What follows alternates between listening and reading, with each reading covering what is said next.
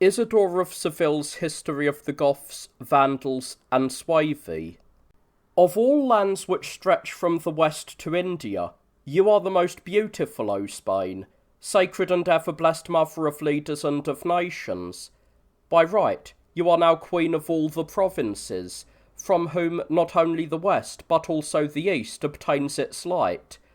You are the glory and ornament of the world, the most illustrious part of the earth, in which the glorious fecundity of the Getic people rejoices much, and abundantly flourishes. Deservedly did indulgent nature enrich you with the abundance of all growing things. You are opulent in berries, flowering with grapes, rich in the harvest. You are clothed in grain, you are shaded by olive trees, you are covered with the vine. You are flowery in your fields, leafy on your mountains, full of fishes on your shores. You are situated in the most pleasant region of the world. You are neither burned with the warm heat of the sun, nor are you consumed by icy cold, but girdled with the temperate zone of heaven. You are nourished by favourable west winds. For you produce everything fertile that fields bear, everything precious that mines bear, everything beautiful and useful that animals bear. Nor must you be considered inferior in those streams which the distinguished fame of illustrious herds ennobles.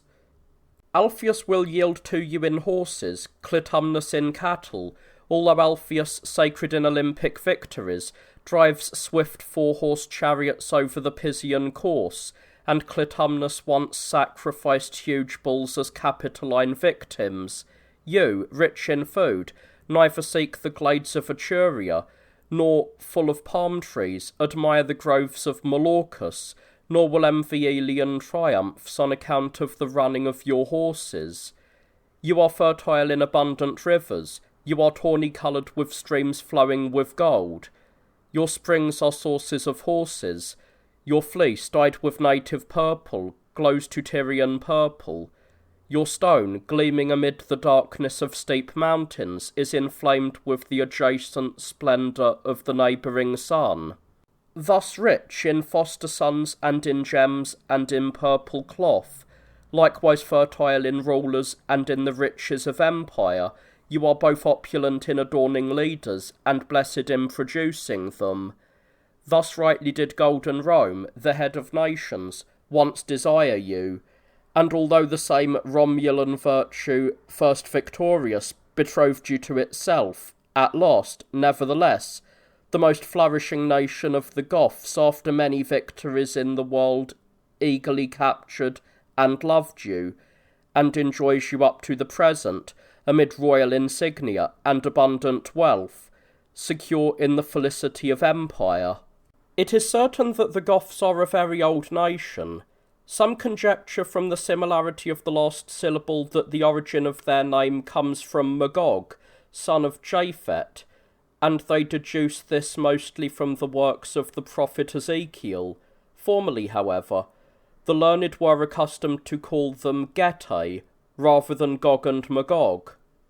The interpretation of their name in our language is Tectai, which connotes strength, and with truth, for there has not been any nation in the world that has harassed Roman power so much. For these are the people who even Alexander declared should be avoided, whom Pyrrhus dreaded, and Caesar greatly feared.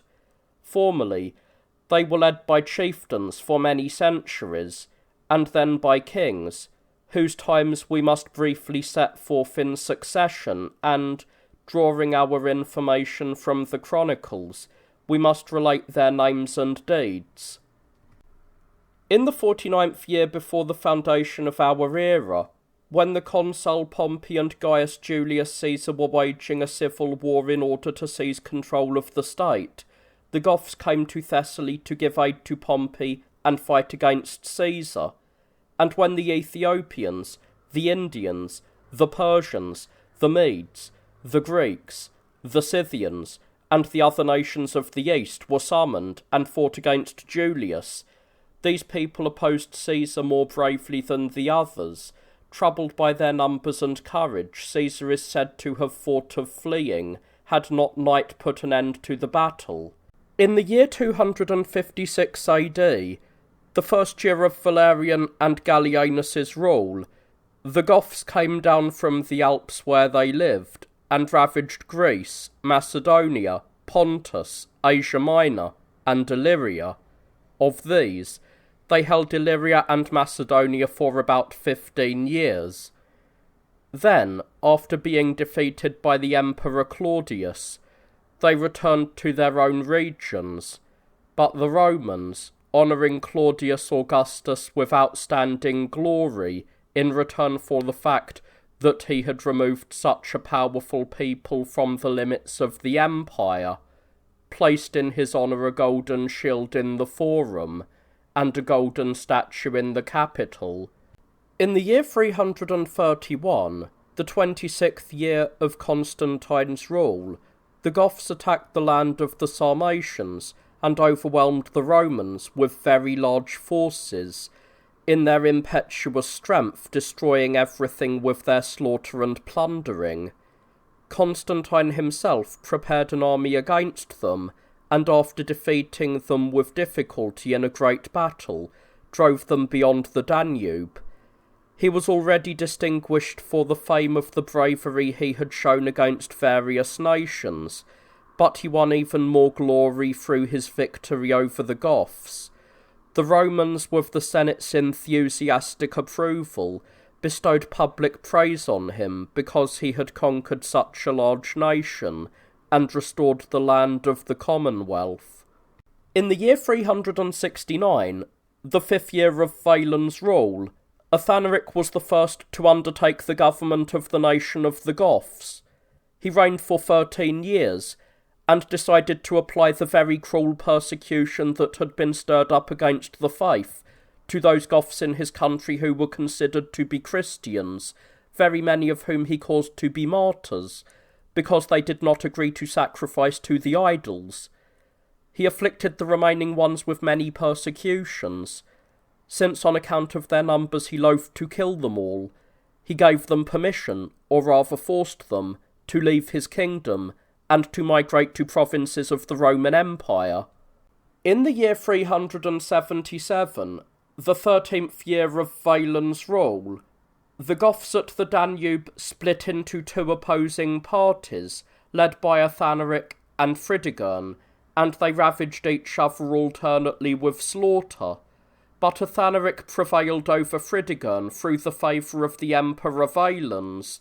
On account of this, he sent ambassadors with gifts to the emperor, and asked for teachers, in order to receive instruction in the Christian faith. But Valens, who had strayed from the truth of the Catholic faith, and held the perversity of the Arian heresy, sent them heretical priests, and by wicked persuasion attached the Goths to his own erroneous doctrine, and by a destructive seed, he transferred a noxious poison into such a famous nation, and thus kept and preserved for a long time the error which credulous people had recently absorbed. Then Ulfilas, the bishop of these Goths, established the Gothic script, and translated into the same language the writings of the Old and New Testaments. And as soon as the Goths began to have writing and the law, they set up for themselves churches partaking of their own doctrine, holding such precepts as Arius himself, concerning the divine nature. They believed that the Son is inferior to the Father in majesty and later than he in eternity. They believed that the Holy Spirit neither is God nor exists from the substance of the Father, but that he has been created by the Son, is devoted to the service of both, and is placed under obedience to both. They also declared that just as the person of the Father is separate, so is his nature, that the person and nature of the Son are separate, and finally that the person and nature of the Holy Spirit are also separate. Thus they did not, according to the tradition of Holy Scripture, worship one God and Lord, but, as in the superstition of idolatry, worshipped three gods. They kept the evil of this blasphemy through the passage of time and the succession of kings for 213 years, but at last, mindful of their salvation, they renounced this ingrown faithlessness, and through Christ's grace attained the unity of the Catholic faith. In the year 378, the 14th year of Valen's rule, the Goths who had first driven out the Christians from their land were in turn themselves driven out, together with their king, Athanaric, by the Huns. After crossing the Danube, they surrendered to the power of the Emperor Valens without laying aside their arms, and received Thrace to live in. But when they saw that they were being oppressed by the Romans contrary to their custom of freedom, they were compelled to revolt. They laid waste Thrace with fire and sword, and after destroying the Roman army, burned Valens himself, who had been wounded by a javelin and had taken refuge in a cottage, in order that he, who had consigned such fine souls to eternal fire, might himself deservedly be burned alive by the Goths with a temporal fire. During this battle, the Goths found those Goths who had formerly confessed the true faith and whom they had earlier driven from their land on account of their faith, and wished to join with them for the purpose of getting booty. But as they did not agree to do this, some were killed. The others occupied mountainous places, built themselves shelters of any kind whatever, and not only remained steadfast Catholic Christians, but also continued to live in harmony with the Romans, by whom they had been received before. In the year 381, the third year of the Spaniard Theodosius's rule, Athanaric, after arranging a treaty and friendship with Theodosius, directly proceeded to Constantinople, and there, on the 15th day after being honourably received by Theodosius, he died.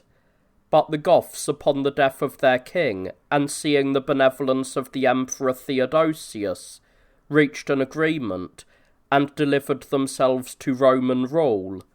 In the year 382, the fourth of Theodosius's rule, the Goths, rejecting the protection of the Roman treaty, appointed Alaric as their king, since they considered it unbecoming for them to be subject to Roman authority, and to follow those whose laws and rule they had long ago cast off, and from whose partnership they had alienated themselves after triumphing in battle.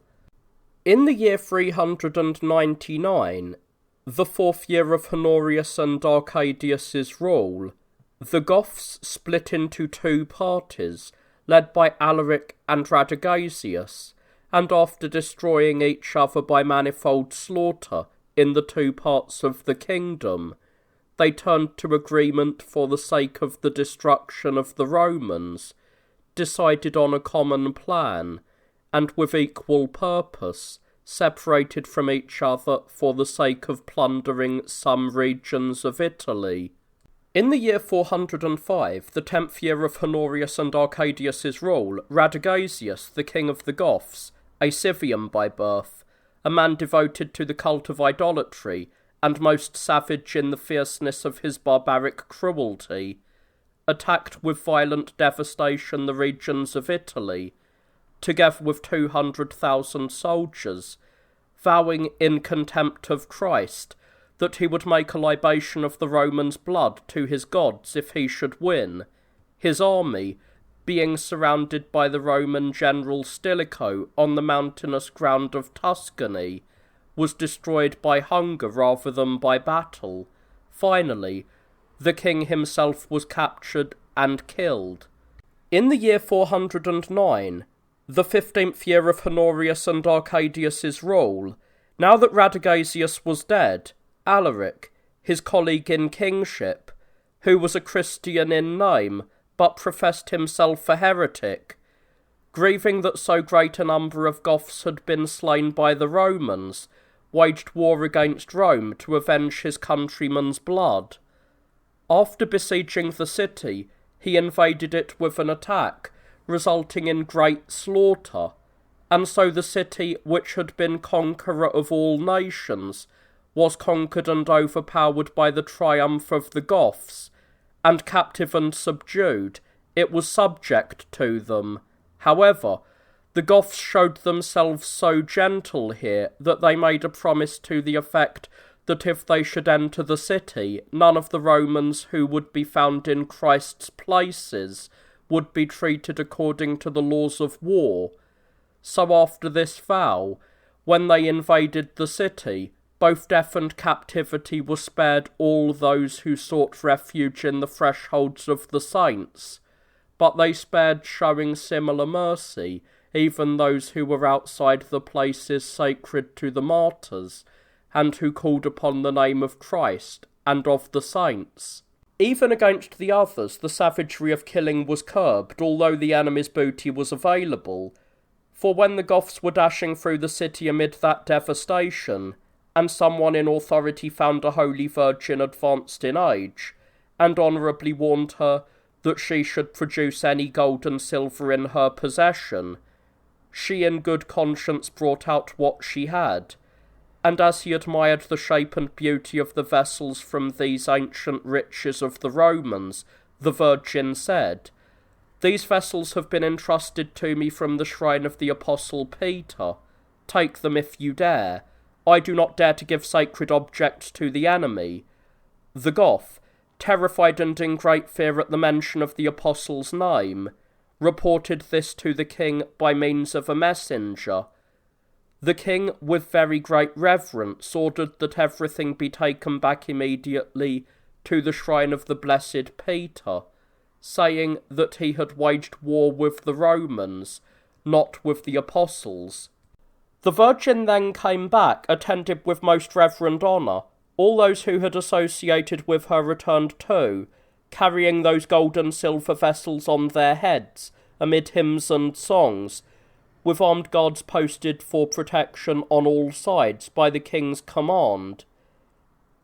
Everywhere, from their places of refuge, bands of Christians flocked together on hearing the voice of those singing.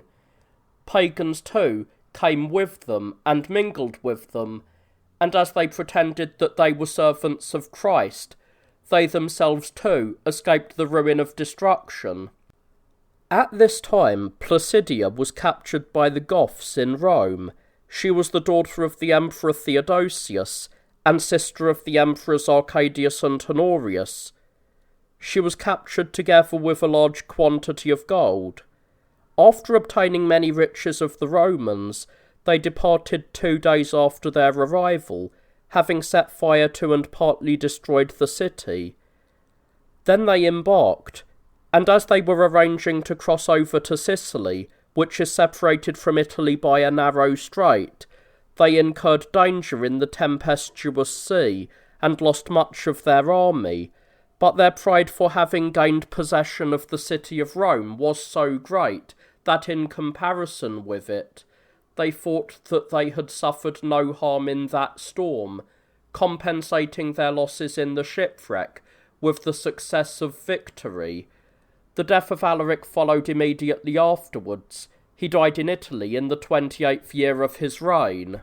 In the year 410, the 16th year of Honorius and Arcadius's rule, now that Alaric was dead after the capture of the city, Atholf was appointed to rule over the Goths in Italy, and his reign lasted 6 years.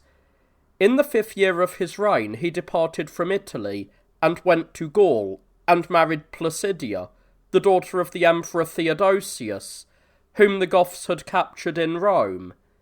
With this event, Daniel's prophecy was thought by some to have been fulfilled, for he said that the daughter of the king of the south was to be united with the king of the north, but that no offspring would remain from his seed, and this is the same thing that the prophet adds in the following sentence, when he says, "Nor will his seed endure, for no son issued from her womb to succeed to his father's rule."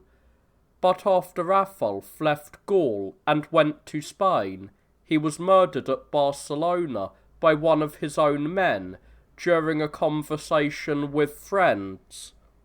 In the year 416, the 22nd year of Honorius and Arcadius's rule, Sigeric was elected ruler by the Goths after the death of Atholf.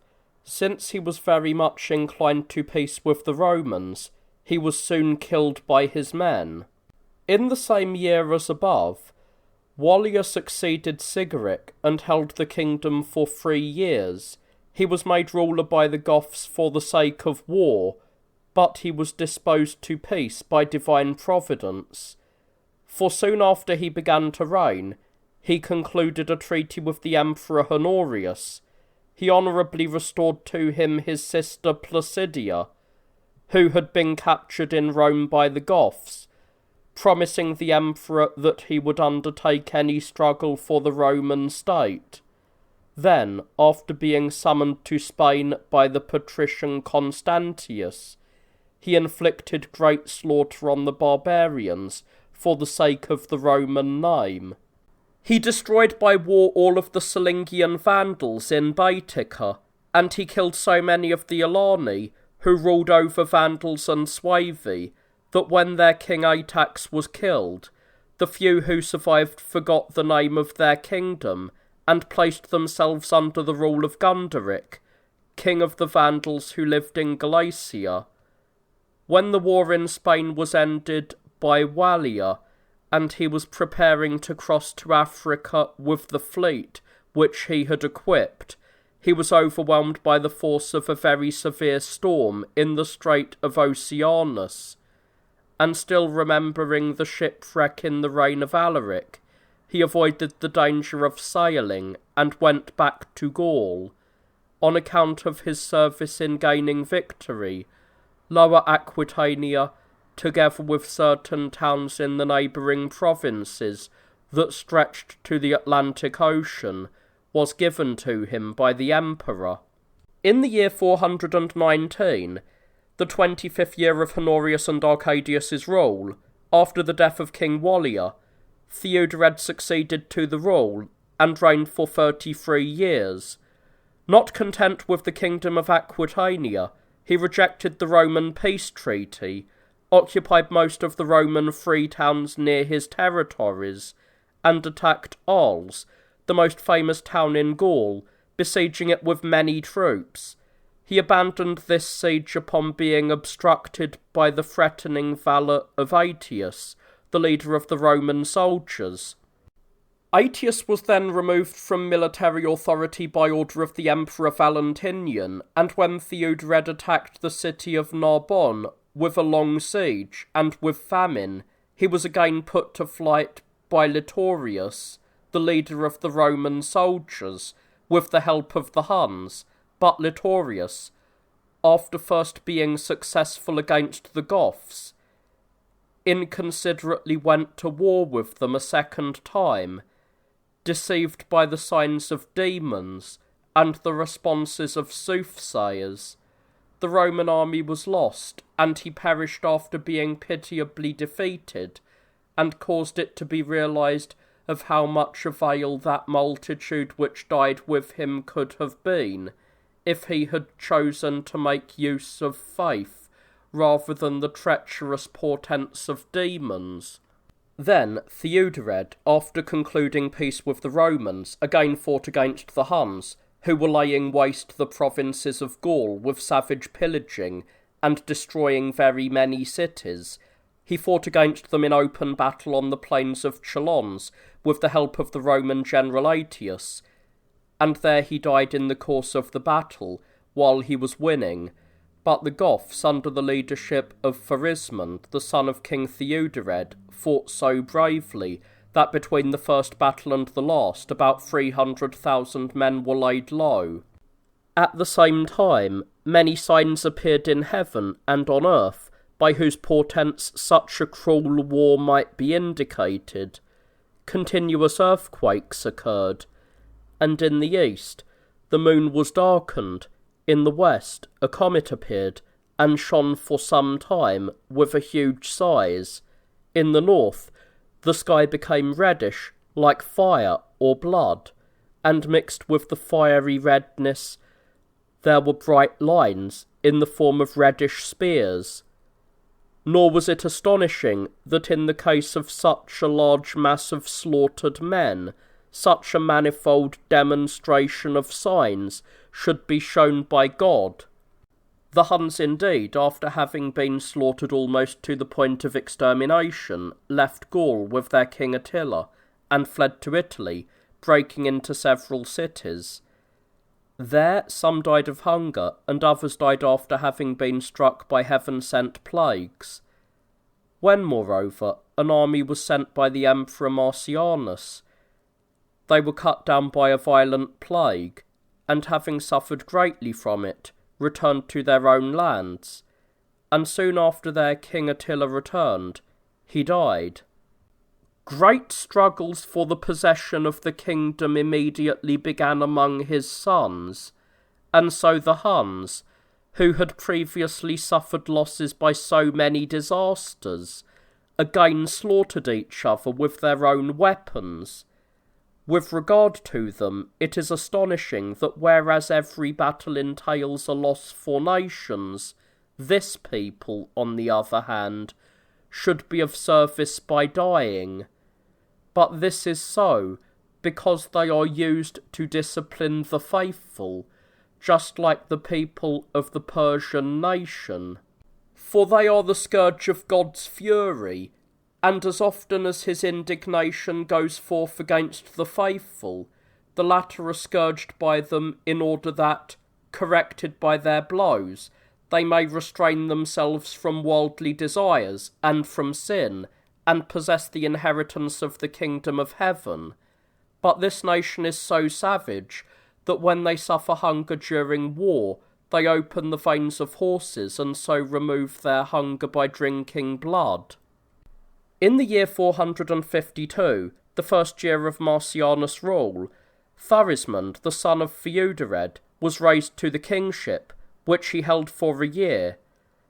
Since at the very beginning of his reign he was cruel and harmful, and excited hostility, and did many things with great arrogance, he was killed by his brothers, Theodoric and Frigderic. In the year 453, the second year of Marcianus' rule, Theodoric, after his brother's murder, succeeded to the kingship and ruled for 13 years, in return for the fact that, together with the Gauls, he had provided help to the Emperor Avidius in obtaining imperial dignity. He went from Aquitania into Spain, with the huge host of an army, and with the permission of this same Emperor Avidius, the king of the Suevi, Resiarius, met him with a large force at the 12th milestone from the city of Astorga, near a river which is called Orbigo. Battle was soon begun, and Resiarius was defeated. Part of the troops of the Suevi were killed, some were captured, and very many were put to flight. In the end, the king himself, after being wounded by a javelin, escaped. Lacking the protection of his men, he was captured at Oporto and presented alive to King Theodoric. Since Resiarius was killed, and many who had survived the previous battle surrendered, and some nevertheless were slaughtered, the kingdom of the Suevi was almost destroyed, and nearly came to an end. But the remaining Suevi, who had stayed in the furthest part of Galatia, set up the son of Masilla, whose name was Masdra, as their king, and the kingdom of the Suevi was restored. After the killing of Resiarius, Theodoric proceeded as conqueror from Galatia to Lusitania, and as he was preparing to plunder the city of Merida, he was terrified by the portents of the holy martyr, Eulalia. He immediately departed with the whole army and returned to Gaul. Soon afterwards he sent one part of the army, led by Carilla, to the province of Baetica, and another part, led by Samaric and Nepotianus, to Galatia. These harassed the Suevi at Lugo with violent plundering. In Gaul, Agrippinus, a count and a Roman citizen, and a rival of the Roman Count Aegidius, gave up Narbonne to Theodoric, in order to earn the help of the Goths. Afterwards, some ambassadors sent by Resimund, son of Masdra and king of the Suevi, came to Theodoric seeking peace and friendship. In like manner, Theodoric sent them back to Resimund with arms and gifts, and also sent a wife, whom Resimund might have. Theodoric also sent Silanes once more as an ambassador to Resimund. When he returned to Gaul, he found that Theodoric had been killed by his brother, Euric.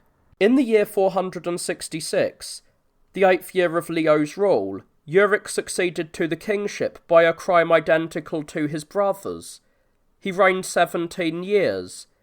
Having advanced to this dignity by means of this crime, he at once sent ambassadors to the Emperor Leo, and without delay ravaged the districts of Lusitania with a great onset. He then sent another army and took Pamplona and Saragossa, and brought Upper Spain under his power.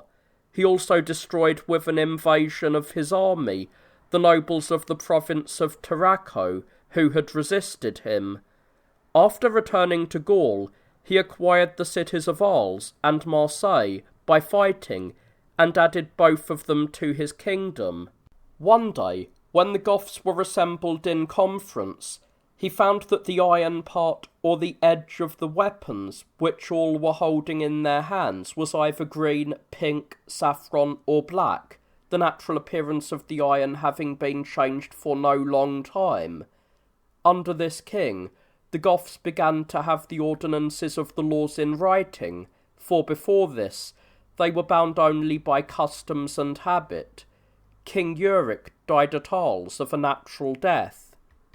In the year 483, the 10th year of Zeno's rule after Euric's death, Alaric, his son, was appointed ruler of the Goths in the city of Toulouse. He reigned 23 years. Against him, Clovis, the ruler of the Franks, who aspired to the kingdom of Gaul, waged war with the help of the Burgundians, and after routing the forces of the Goths, finally defeated and killed the king himself at Poitiers. But Theodoric, the king of Italy, upon hearing of the death of his son-in-law, immediately set out from Italy, crushed the Franks, recovered the part of the kingdom which the forces of the enemy had occupied, and restored it to the authority of the Goths. In the year 506, the 17th year of Anastasius's rule, Gizalaric, the son of the previous king, and of a concubine, was made ruler at Narbonne. He reigned for 4 years, and just as he was most base in origins, he was outstanding in bad luck and cowardice. At length, when this same city was plundered by Gundobad, king of the Burgundians, this man, with much disgrace on his part and great loss of his men, went into Barcelona. There he stayed until he was even deprived of the power of kingship by Theodoric on account of the dishonour of his flight. He then set out for Africa and asked for the assistance of the Vandals in restoring him to the kingship. When he did not obtain their help, he soon returned from Africa and, for fear of Theodoric, went into Aquitaine. After hiding there for a year, he returned to Spain, where after joining battle at the 12th milestone from Barcelona, he was put to flight by Ebba, the general of King Theodoric. He was captured on the other side of the river Durance in Gaul and perished, and so he lost first his honour and afterwards his life. In the year 511, the 21st year of Anastasius's rule, Theodoric the Younger, who had long since been made consul and king in Rome by the Emperor Zeno, and after killing Odoacer, the king of the Ostrogoths, overcoming his brother, Onowulf, and putting him to flight across the boundaries of the Danube, had reigned in Italy for 18 years, again held the kingdom of Spain for 15 years after the death of Gizalaric, king of the Goths. While still alive, he left it to his nephew, Amalaric. He then returned to Italy and reigned for some time with all good fortune. Through him, much of the greatness of the city of Rome was even restored, for he restored its walls and on account of this earned a gilded statue from the Senate. In the year 526, the first year of Justinian's rule, after Theodoric's return to Italy, his nephew, Amalaric, began his reign, which lasted 5 years. Upon being defeated in battle by Childebert, king of the Franks, at Narbonne, he fled in alarm to Barcelona. Since he had become contemptible in the eyes of all, his throat was cut by the army, and he perished. In the year 531, the 6th year of Justinian's rule, Theudis became king in Spain after Amalaric. His reign lasted 17 years. Though he was a heretic, he nevertheless granted peace to the church, so much so that he gave the Catholic bishops permission to come together in the city of Toledo, and to arrange freely, and according to their pleasure, those matters which were necessary for the teaching of the church. During his reign, when the kings of the Franks had come jointly to Spain with countless troops, and were ravaging with war the province of Tarraco, the Goths under the leadership of Theudaliscus closed up the gates of Spain and laid low the army of the Franks amid much amazement at their victory. After entreaties were made and a huge sum of money was offered to him, the same leader allowed the remnant of the enemy a means of escape for the period of 1 day and 1 night. The remaining crowd of unfortunate men, for whom the possibility of passage within the amount of time offered did not exist, fell after being destroyed by the weapons of the Goths. After the good result of such a happy victory, the Goths acted inconsiderately across the Strait of Oceanus. Indeed, when they had crossed the Strait of Oceanus to attack the soldiers who had occupied the town of Cutta, after driving them away, and after they had taken the fort itself, with the mighty force of the struggle, they laid down their arms when Sunday came in order that they might not disgrace a holy day by battle, and so the soldiers, as soon as they found the opportunity, attacked the army with a sudden assault and overwhelmed it so much, after shutting it off by sea and by land on all sides, that not even one man was left to escape the destruction of such a great defeat. Immediately afterwards, a deserved death overcame their ruler. He was wounded in the palace by someone who for a long time had feigned the appearance of a madman in order to deceive the king. With skill he pretended to be mad and pierced the ruler.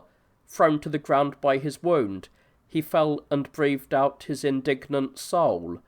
But it is said that as his blood poured out, he besought that no one kill his murderer, saying that he had received a requital agreeing with his own deserts, because he himself too, as a private citizen, had killed his leader, while the latter was in a state of anxiety.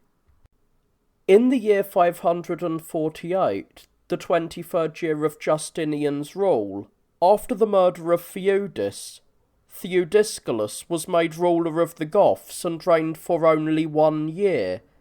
Since he defiled the marriages of very many powerful men by public prostitution, and on account of this caused many people to desire his death, he was overcome by a group of conspirators and killed at Seville during a banquet, and after being stabbed with a sword, he perished. In the year 549, the 24th year of Justinian's rule, after the death of Theudiscalus, Agila was appointed king and reigned for 5 years. He waged war against the city of Cordova, and since in contempt of the Catholic religion, he did harm to the most blessed martyr Aciscalus, and profaned and defiled the sacred place of his sepulchre with the blood of the enemy and of their pack animals. After fighting a battle against the citizens of Cordova, he earned a fitting punishment through the agency of the saints, for he was smitten by vengeance for the present war, and lost there his son, who was killed together with a large part of the army, and also lost the whole treasure with its renowned riches. He himself, defeated and put to flight in wretched fear, withdrew to Merida.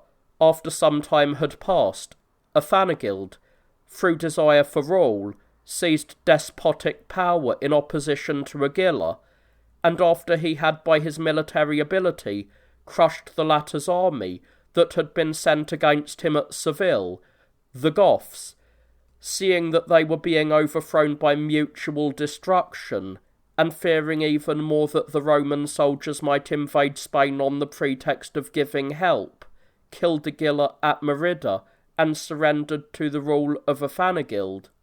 In the year 554, the 29th year of Justinian's rule, after Agila had been killed, Athanagild became ruler, and he held the kingdom he had seized for 14 years.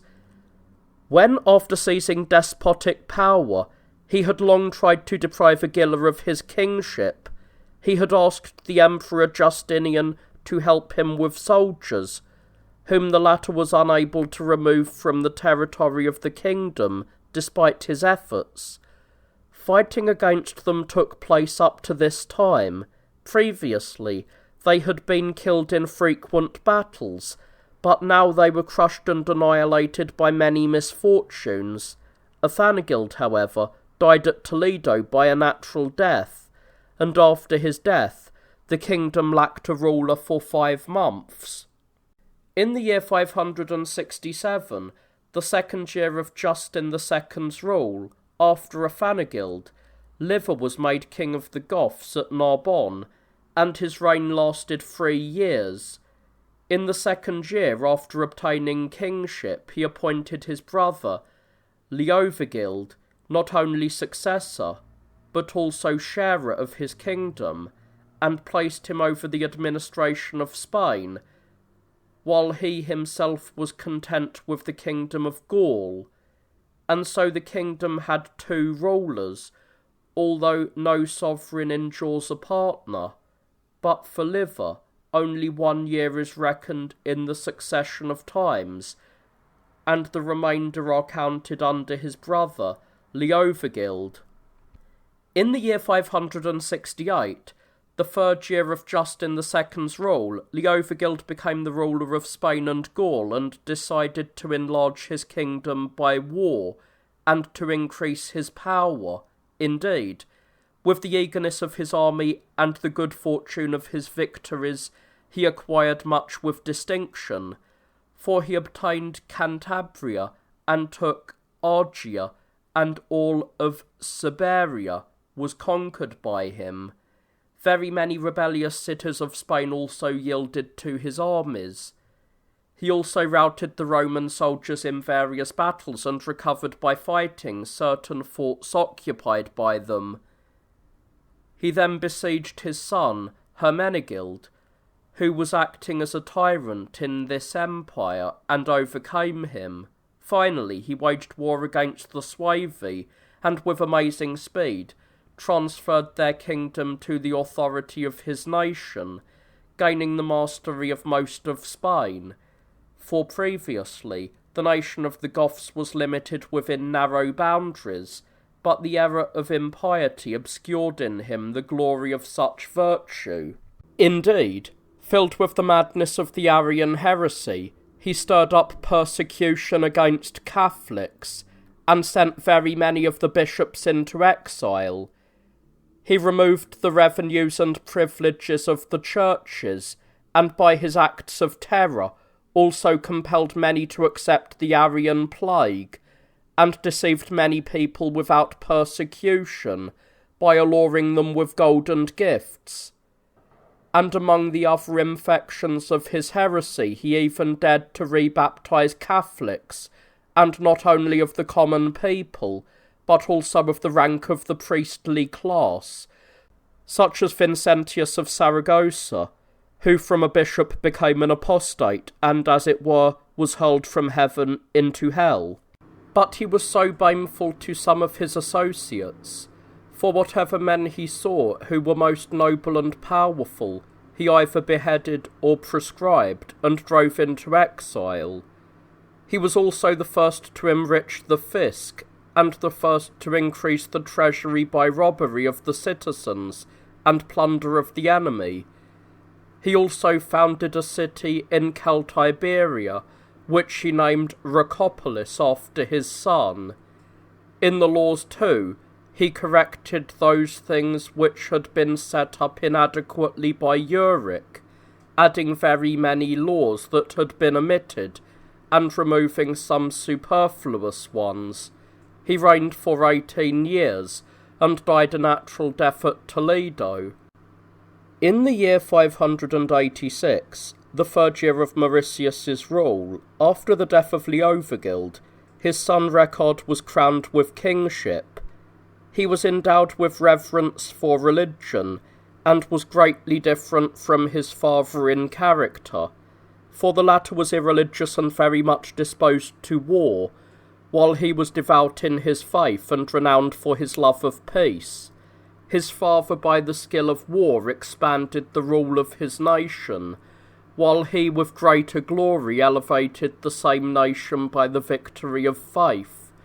For at the very beginning of his reign he embraced the Catholic faith, and after removing the sin of their deep-rooted error, he brought back the people of the whole Gothic nation to reverence for the true faith. Then he called together a synod of bishops from the various provinces of Spain and Gaul for the condemnation of the Arian heresy. This very religious ruler was present at the assembly and supported its proceedings by his presence and signature. Together with all his subjects, he renounced the falsehood which the nation of the Goths had up to now learned from the teaching of Arius, and proclaimed the unity of the three persons in God, saying that the Son was born from the Father consubstantially, that the Holy Spirit proceeds inseparably from the Father and the Son, and is one Spirit of both, whence they are one. He also waged war gloriously against hostile peoples with the aid of the faith which he had accepted.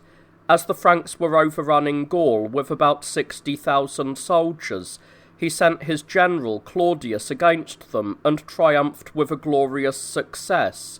No greater or similar victory of the Goths in war ever took place in Spain, for many thousands of the enemy were killed and captured, and the remaining part of the army was put to flight, contrary to its expectations, and, with the Goths following closely behind, it was cut down up to the boundaries of its kingdom. He also frequently sent forces in opposition to the arrogant deeds of the Romans, and the incursions of the Vascones, in such a way that he seemed not so much to have waged wars, as rather to have trained his people, as it were, in the sport of wrestling for the sake of utility. But he preserved with peace, set in order with justice, and ruled with temperance, the provinces which his father had gained by battle. He was peaceful, gentle, of surpassing goodness, and had such charm in his countenance, and bore such kindness in his heart, that he would influence the minds of all, and would draw even evil men to the disposition of love to him. He was so liberal that he restored to their proper jurisdiction the property of private citizens, and the church's estates, which his father's disgrace had joined to the treasury.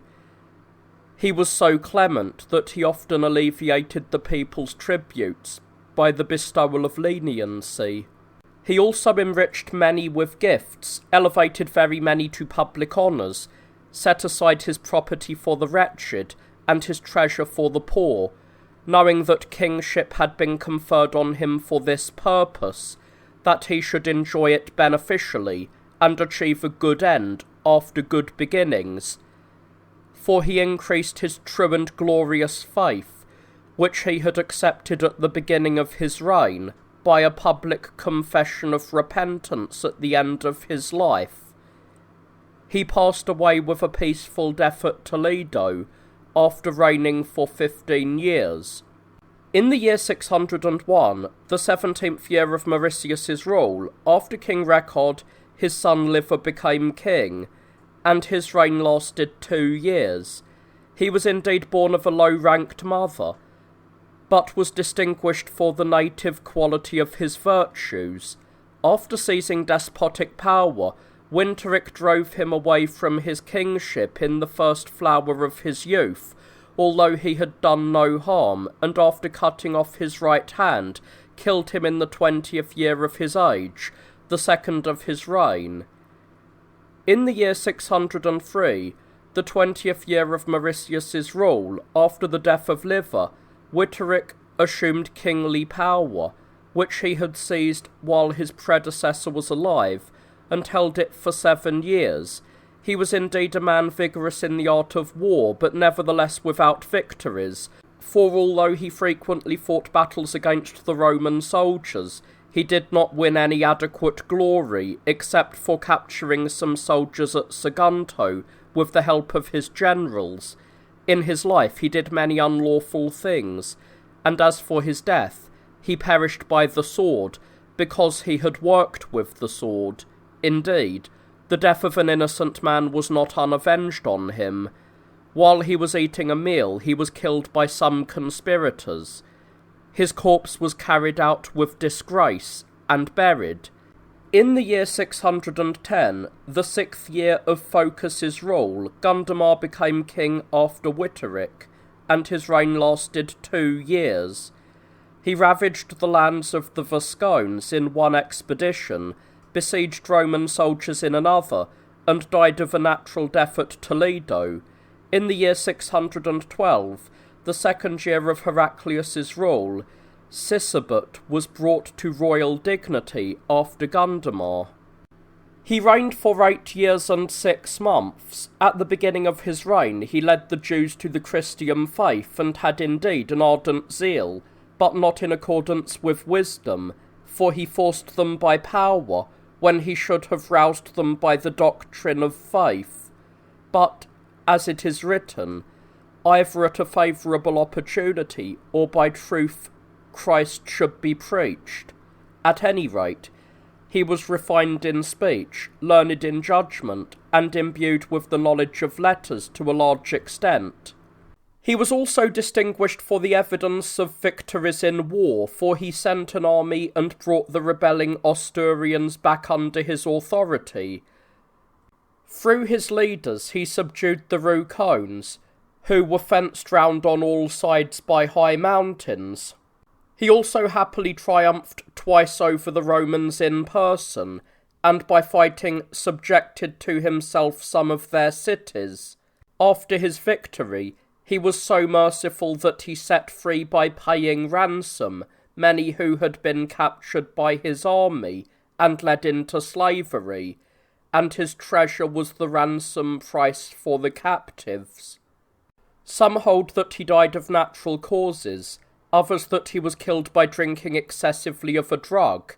He left a young son, Recared, who was ruler for a few days after his father's decease, until death came upon him. In the year 621, the 10th year of Heraclius's rule, the most glorious Suinthylla, by divine favour, took up the sceptres of royal power. Under King Sisebut, he had obtained the post of general, conquered some Roman forts, and defeated the Roucones. But after he had ascended to the summit of royal dignity, he joined battle and took the remaining cities which Roman troops held in Spain, and with wondrous good fortune won increased glory for his triumph in comparison with the other kings. He first acquired absolute rule over the whole of Spain north of the Strait of Oceanus, a thing accomplished by none of the previous rulers. In that battle, his mastery over 2 patricians increased his renown for excellence. One of them he conquered by his intelligence, the other he subdued by his strength in the battle. At the beginning of his reign he also led an expedition aimed against the raids of the Vascones, who were attacking the province of Tarraco. These mountain-roaming peoples were so struck by dread at his coming that, as if recognising the rights due to him, they quickly gave up their weapons, stretched out their hands in entreaty, and as supplicants bent their necks before him. They then gave hostages, and founded the city of Olite, with income from the Goths and their own toil, promising to obey his rule and authority, and to perform whatever would be commanded of them.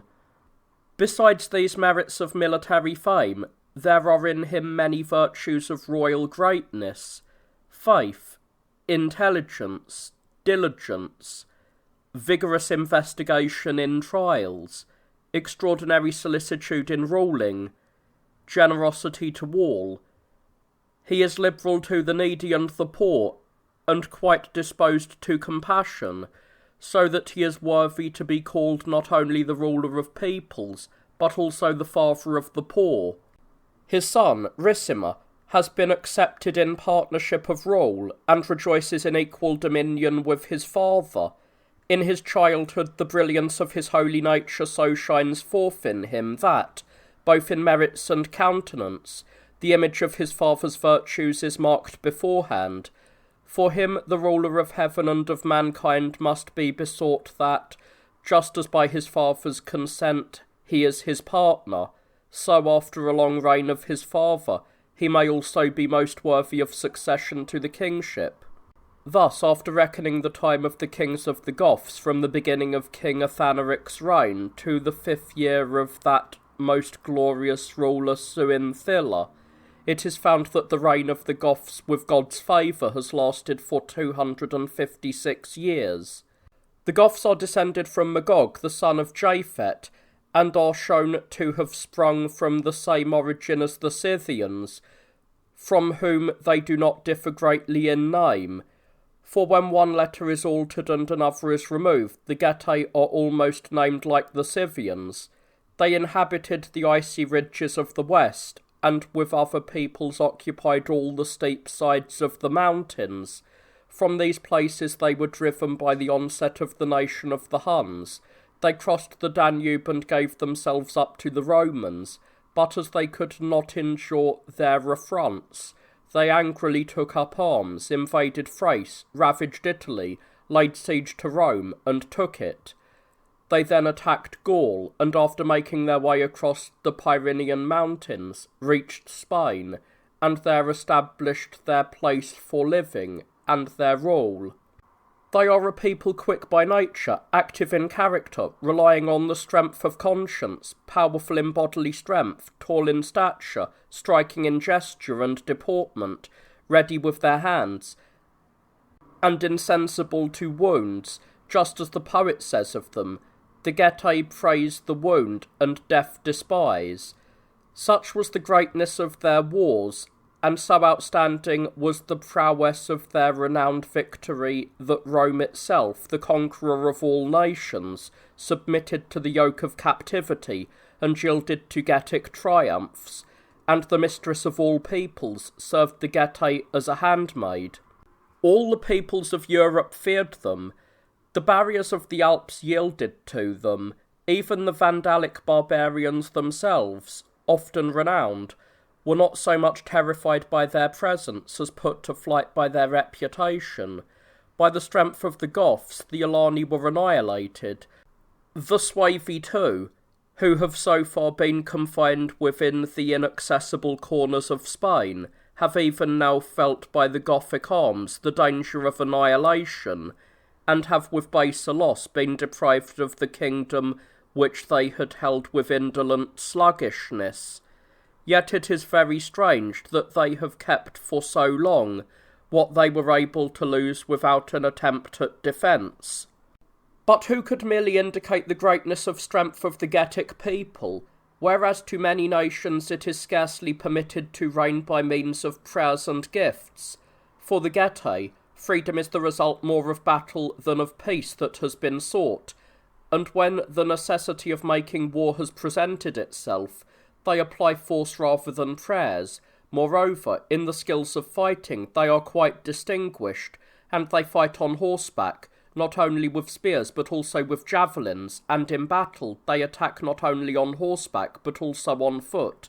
Nevertheless, they rely more on the swift running of their horses, whence the poet also says, when the Getian proceeds on his horse, for they very much like to train themselves with weapons and to prepare themselves for battles, and they practice sporting contests daily.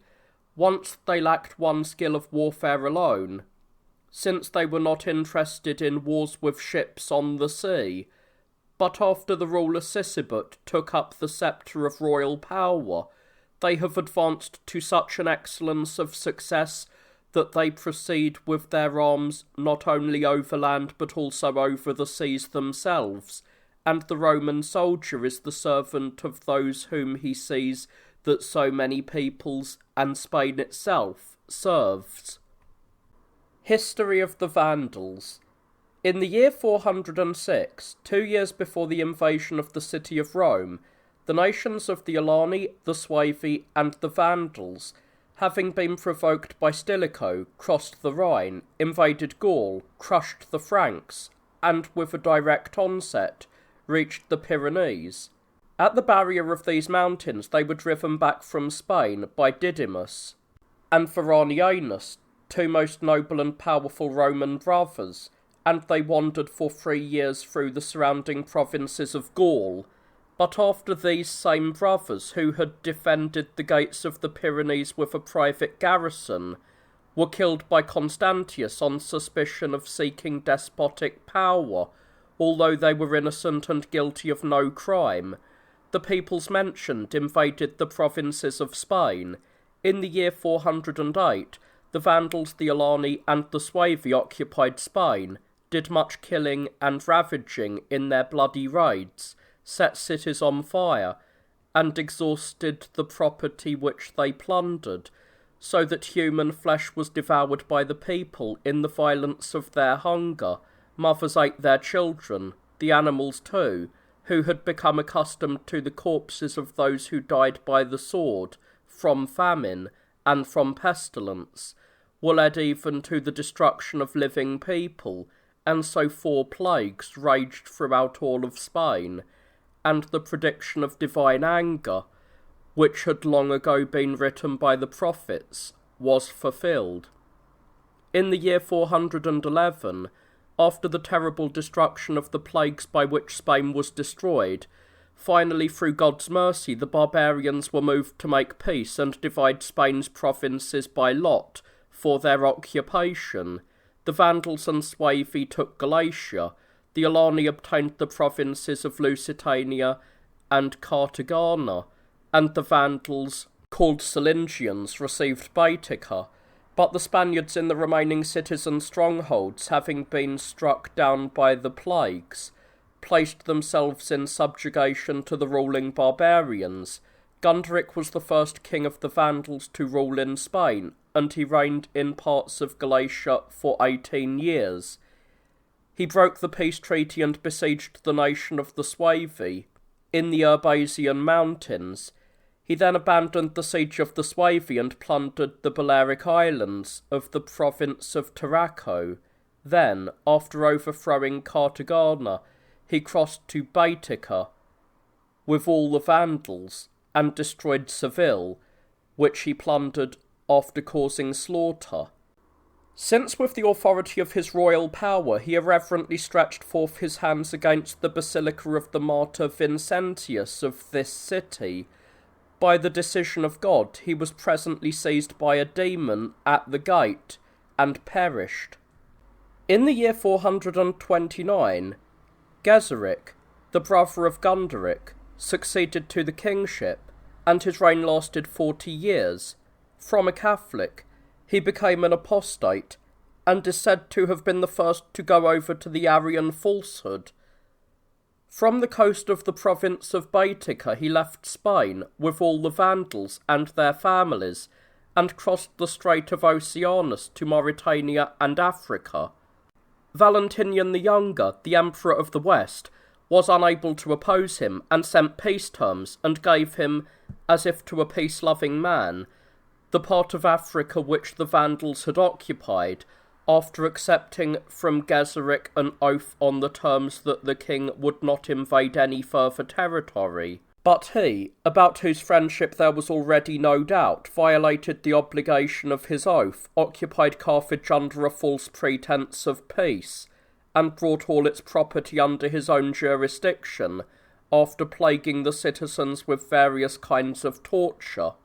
He then ravaged Sicily, besieged Palmero, introduced the Arian pestilence throughout the whole of Africa, drove priests from their churches, caused many to be martyrs, and, as in Daniel's prophecy, after altering the mysteries of sacred worship, delivered the churches to the enemies of Christ, and commanded that they no longer be places of divine worship, but dwellings for his men. Against him, Theodosius the Younger, the Emperor of the East, prepared for a war, which did not come into effect, for insomuch as the Huns were ravaging Thrace and Illyria, the army sent against the Vandals was recalled from Sicily to defend the Thracians and Illyrians. But when the Emperor Majorianus, coming from Italy to Spain, prepared several ships in the province of Cartagena for his crossing to attack the Vandals, the latter, after being warned of this by traitors, seized them on the shore of Cartagena, and so Majorianus, disappointed in his plan, returned to Italy, and was beset by a trick of Ricimer, and killed. When Geseric found this out, not satisfied with ravaging Africa alone, he set sail with his ships and entered Rome. He plundered the property of the Romans for 14 days, and took with him Valentinian's widow and his daughters, and many thousands of captives. Soon afterwards he returned to Carthage, and when peace was requested by the emperor through legates, he returned Valentinian's widow to Constantinople, and joined one of her daughters to his son, Huneric, by the law of marriage. And so after the destruction of many provinces, and the spoils and slaughters of Christians, he died in the 40th year of his reign. In the year 468, after Geseric, Huneric, the son of Geseric, became king. His reign lasted 7 years and 5 months, and he was married to the daughter of Valentinian, whom his father had led as a prisoner from Rome, together with her mother. He himself was too kindled by the Arian madness, and persecuted the Catholics throughout the whole of Africa more harshly than his father. He destroyed churches, sent into exile priests and clergymen of every order, also banished with more severe exile about 4,000 monks and laymen, made martyrs, and cut off the tongues of confessors, who spoke fully up to the end, even with their tongues removed. Then Laetius, bishop of the city of Nepti, was gloriously crowned with martyrdom, as he could not by various punishments be defiled by the stain of the Arian infection. He suddenly gained heavenly victory. But Huneric, amid the immense slaughter caused by his ungodliness, which he had wrought against the Catholics, in the 8th year of his reign ended his life pitiably, like his reverend Arius, with all his intestines pouring out. In the year 476, Guntermund succeeded Huneric, and his reign lasted 12 years. He immediately restored peace to the Church, and recalled the Catholics from exile. In the year 488, after the death of Guntermund, Trasimund became king. He reigned for 27 years and 4 months. Filled with the Arian madness, he persecuted the Catholics, closed the churches, and sent 120 bishops from the whole African Church into exile in Sardinia. He died at Carthage. In his time, Fulgentius, the bishop of Rusby, won renown in our religious doctrine. In the year 515, Hilderic, the son of Huneric, and the daughter of the Emperor Valentinian, became king after Trasimund, and his reign lasted 7 years and 3 months. As he had been obliged by oath by his predecessor Trasimund not to open the churches to the Catholics, or to restore their privileges during his reign before becoming king, so as not to break the pledge of his oath. He ordered that the Catholic priests be called back from exile and the churches opened. Gilmer took up despotic power, robbed him of kingship, and delivered him together with his sons to the confinement of a prison. In the year 522, Gilmer took up kingship with despotic power. He cruelly destroyed many of the nobles of the province of Africa, and took away the property of many people. Against him, the Emperor Justinian sent an army, because of the vision of the bishop Laetus, who had been made a martyr by Huneric, king of the Vandals. The force was led by Belisarius, the commander-in-chief of the army. After joining battle, Belisarius killed Guntama and Gebamond, the king's brothers, who had been defeated in the first encounter. Then, after putting Gilmer himself to flight, he took Africa in the 97th year after the entry of the Vandals. But during the attack of Belisarius itself, before the engagement took place, the despot Gilmer killed King Hilderic, together with some relatives of his. Belisarius, however, captured the tyrant Gilmer, and brought him, as well as the riches gained from the plundering of the provinces and of Africa, to the Emperor Justinian at Constantinople.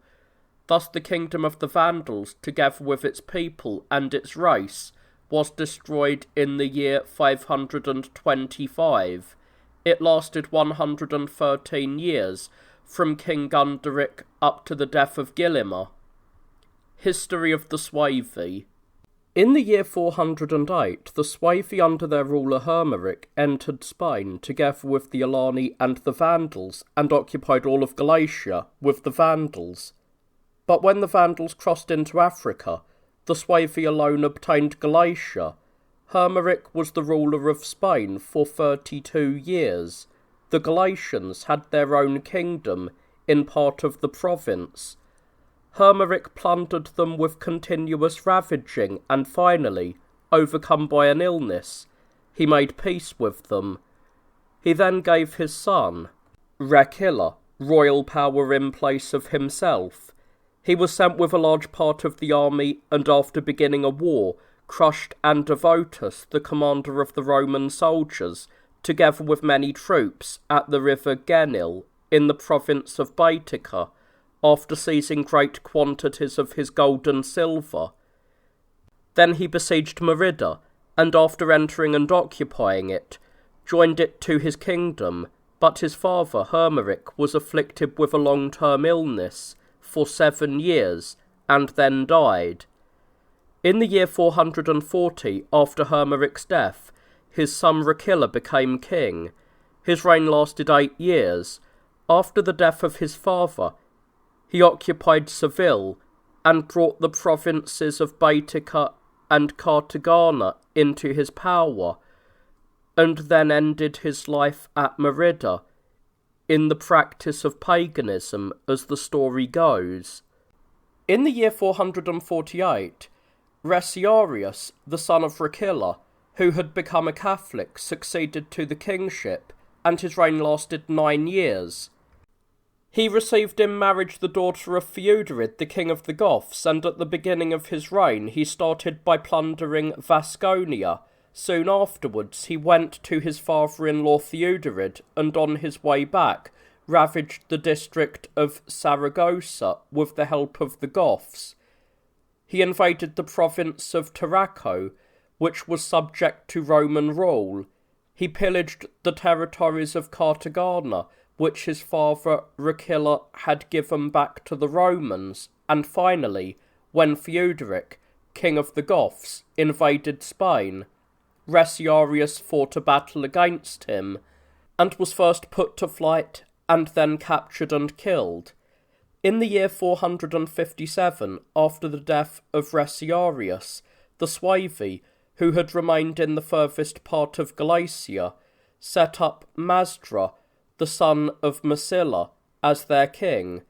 Soon they divided into 2 parts, and some called Franta their king, while others Masdra.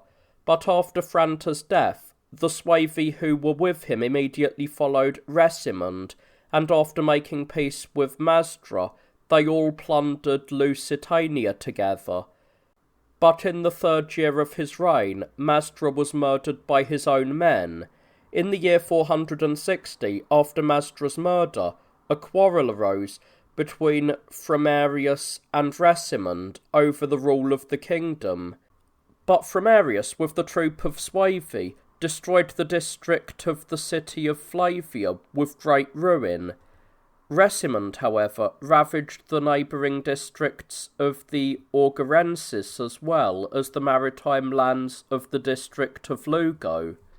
In the year 464, after the death of Framarius, Resimund won back all the Suevi to his rule by royal authority, restored peace with the Galatians, and sent envoys to seek a treaty with Theuderic, king of the Goths, from whom he received also through ambassadors both arms and a wife whom he might have. Then he crossed into Lusitania and destroyed Corimba after deceiving it by a semblance of peace. Lisbon too was seized by him, when Lucidus, one of the citizens who was in authority there, surrendered it. At this time, Alax, a Gaul by race, who had become an apostate and an Arian, in order to help his king appear among the Suevi as an enemy of the Catholic faith and of the Divine Trinity. He brought this noxious poison from the Gallic district of the Goths and infected the whole nation of the Suevi with the corruption of a deadly heresy.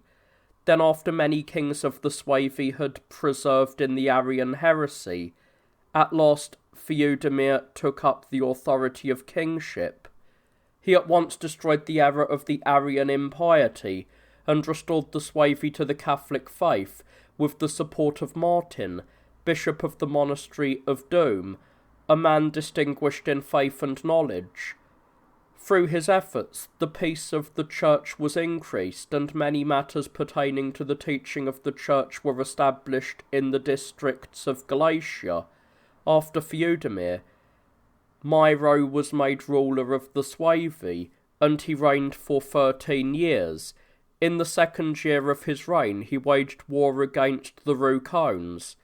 He then went to the help of Leovigild, the king of the Goths, against his rebellious son, and to aid him in capturing Seville, and there completed the end of his life.